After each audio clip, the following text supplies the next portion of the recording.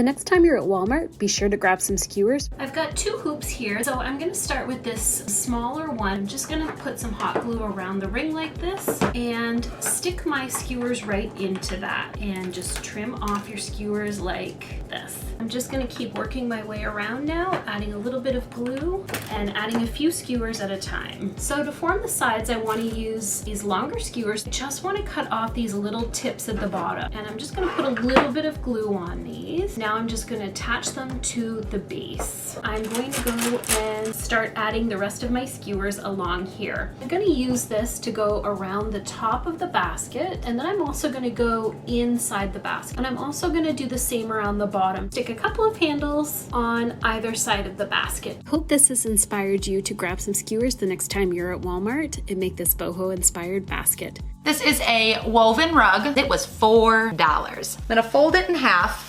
Just a nice big line of glue all the way on the inside to hold it together. And then just kind of press down as you go. And then we're gonna repeat those steps for the other side.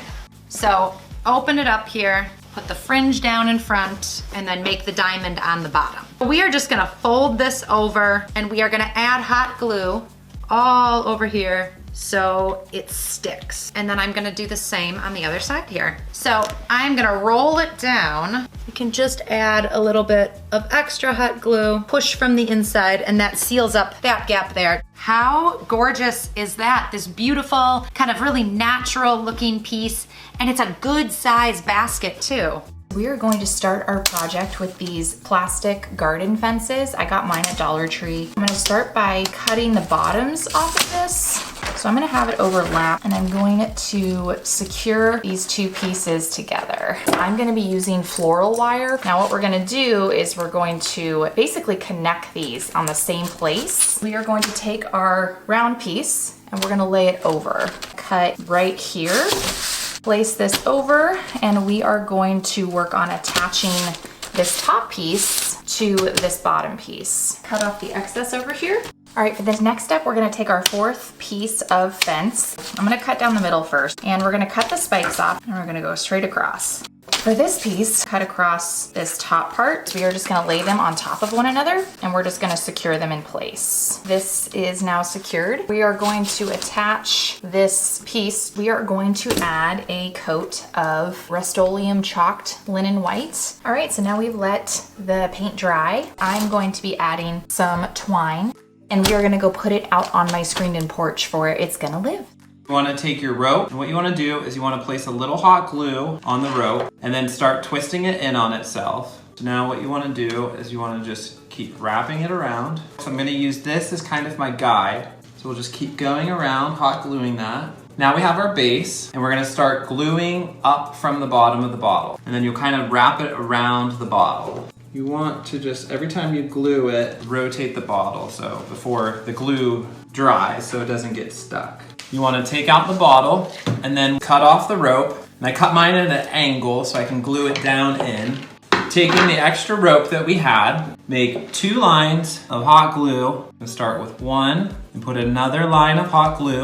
You want to leave a little bit on the top so it looks like a handle. And then we're just going to cut that off. And then all I did was I glued down the ends. I just cut them at an angle like that to create our other side. That's it for our basket. As you can see, I did 1 more basket, so now we want to take both of our baskets and attach them to the branch. I cut a little bit of cotton twine, and then I just doubled it over. You want to loop it under, and pull this through, and then you want to do the same thing again. And all we want to do is I just tied these right on to the basket. I took some flowers that I had from the Dollar Tree, and then you just want to put them like that.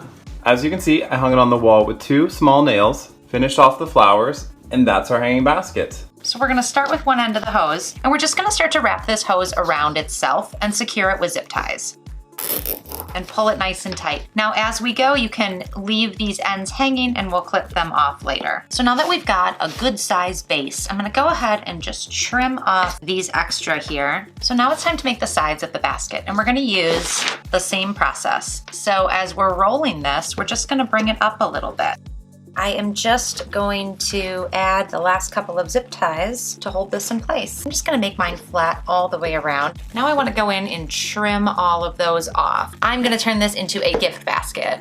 I hope that you're gonna go grab an old garden hose and make it into a really cute gift basket or planter. We're gonna start by taking our paper cup, and you wanna put a line of hot glue right around the bottom, and we want to cover up that bottom lip of the cup. And then I'm gonna twist my twine up to the next layer. And we wanna do the same thing. And I wanna take a pair of scissors, and I wanna make 7 cuts in my cup from the top all the way down to my twine line. And now that I've got my cuts in, I want to put one more layer of twine around the bottom, just a little dab there to hold it in place. And now I want to take my strips and bend them down. And now that I've got my paper cup open, we're going to start weaving our twine. You want to keep going around, one on top, one behind. And you want to just keep going around, keeping those tabs down for now. So I'm gonna trim them off again. It'll just make it easier to keep working. I'm just adding a little dab right there, and I'm gonna put my twine right into that glue and try and cut those pieces as close down to your twine line as possible. We want to go ahead and put a couple of layers of the twine just around to finish that edge off and to cover up that top. Go ahead and put another row on the inside. If there's any areas that you feel like you haven't covered up, run another piece of twine around there. Now we want to go ahead and create a little handle for our basket. So I'm going to take a piece of wire, and then I want to cover my piece of wire with my twine as well. And we want to go ahead and put it onto our basket. These sweet little baskets are so adorable and were so much fun to make. All you need is a paper cup and some twine. How fun is that? So I am just going to use cardboard as my base for the backs of all of the baskets. So I'm just going to gauge where I think the middle is. I'm gonna put a piece of glue there. I'm gonna adhere it, wait for it to dry, and we're just gonna start twisting it around. For this one, I'm going to want it to start having a small little lip on the side. I'm going to just apply a little bit to the side. I'm going to hold it there while slightly turning up. And so I'm going to continue to do that for probably about 3 or 4 turns until there's a little bit of a lip. And I'm going to go ahead, I'm going to start with the small. This one I want to make more like a bowl, so smaller and more 3D coming up the sides. I just took this glue and I used it as my measuring stick. And I went like this, just very simplistic. Cut it here, and then you're simply going to unravel a little bit on this side, and then you're going to unravel it a little bit on this side as well. Then you're going to just pull each piece and kind of twist, and it just kind of feathers out more. Move to the other side, and we're just going to do a little ways down, kind of rough it up a little bit, and then we will hot glue it to the back, and it will be frayed around the side. I love how these are looking. To give them a little bit more dimension though, I'm going to take some black paint, do a few patterns on this just to kind of give it a little life before we put them together and attach them to the wall.